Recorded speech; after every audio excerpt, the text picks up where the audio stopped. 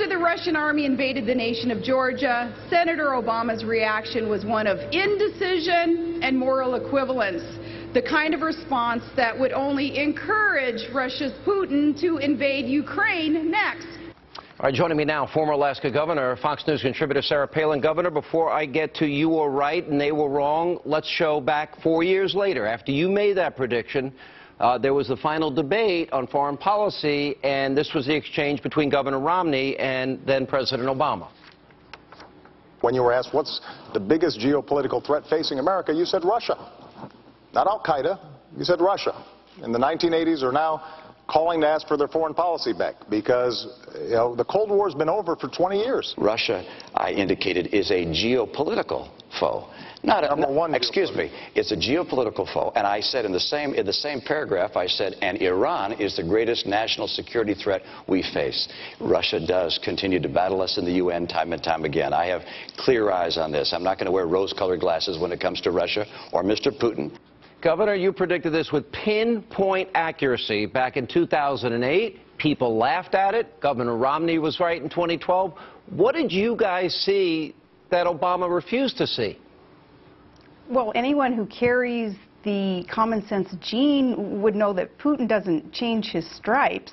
He harkens back to the era of the czars, and he wants that Russian Empire to grow again. He wants to exert huge power and dominance, so he has to get to those border areas and he has to capture them. But you know what, Sean, more importantly than we were right on that, I'm right when I talk about that inherent link between energy and security, energy and prosperity.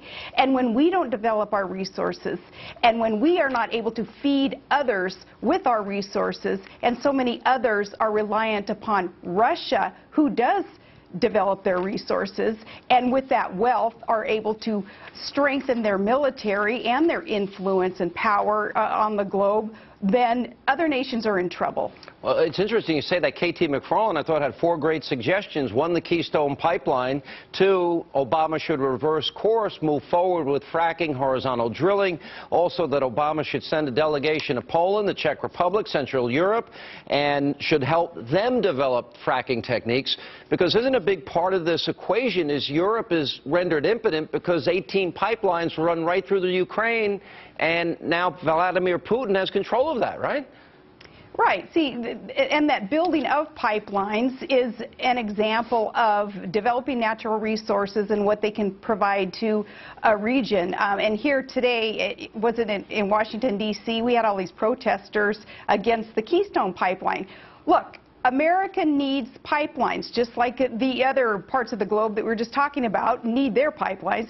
We need ours. And those protesters griping about, oh, I don't know, perhaps an earthworm will be displaced when a pipeline is built in America. That earthworm, it can take one for the team. Yeah, all right, so you were worried after Georgia that this would happen in the Ukraine, and we now are watching what's happening in Crimea. Are you concerned this goes further, that his ambitions are much bigger than even the Crimean area? Well, yes, especially under the commander-in-chief that we have today, because Obama's, the perception of him and his potency across the world is one of such weakness. And you know, people are looking at Putin as one who wrestles bears and drills for oil. They look at our president as one who wears mom jeans and equivocates and bloviates. We are not exercising that peace through strength that only can be brought to you courtesy of the red, white, and blue, that only a strengthened United States military can do. Yeah. All right, let me move on. Let me play a montage, because the president made a big deal about the so-called reset. John Kerry was also asked about it over the weekend. But here's a little montage going from 2009 through Kerry's, I think, pretty disastrous interview yesterday. Take a watch. We want to reset our relationship. Let's do it together. So we will do it together, okay? I am somebody who genuinely believes that the reset button has worked and that we are moving in a good direction. Marco Rubio is on this program in just a few minutes, is saying it's time for the administration to publicly acknowledge that the reset with Russia is dead. Do you acknowledge that? Well, I don't know what you mean by the reset. The reset in relations that this administration called for. I know, but long ago we've entered into a different phase with Russia. I don't think this is a moment to be proclaiming one thing or the other. Now, the reset, if I'm correct, was the following. The reset was that we give nothing except we give up some of our nuclear power. And then, of course, the concessions that we denied missile defense to Poland and the Czech Republic. And then the reset was that the Russian president takes on Edward Snowden. And then the next reset was the red line in Syria. So has this turned out to be a failure? And what do you think the long-term ramifications are if you do think it's a failure?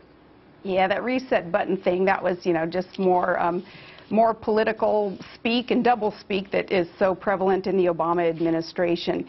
No, Obama instead has chosen to adopt this MO of leading from behind, whatever the heck that means. I mean, because the rest of the world looking for that shining city on a hill, looking for that country in which that they can emulate, they're not seeing that anymore in America because of Obama's weak leadership, leading from behind, which makes absolutely no sense.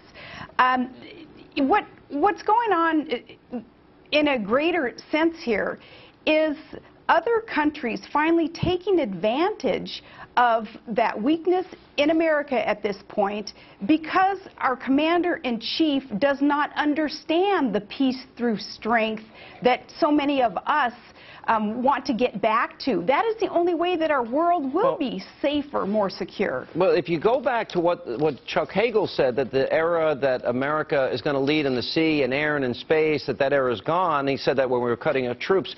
Last question, if I can. China now has created this alliance, and they support what Putin is doing. They have their own territorial ambitions. Do you think that means, well, we'll support your territorial takeovers, you support ours? Is it potential to do that? It is, and a lot of that has to do with that linkage for energy resources that China so needs. Look, and my last point is when Putin now is being accused by critics of violating law in his actions today, well, I'm loath to give any advice to a tyrant like Putin, but you know what he could do is what liberals adopt here in America as acceptable, and that is when our president decides which laws, picking and choosing, that he will follow, he can just call it an executive order, and nobody says boo. All right, Governor Palin, you were right in 2008. Wish people listened to you. Thank you so much. I'm waiting for the media to apologize to you. I guess I shouldn't hold my breath. All right, thank you for being with us.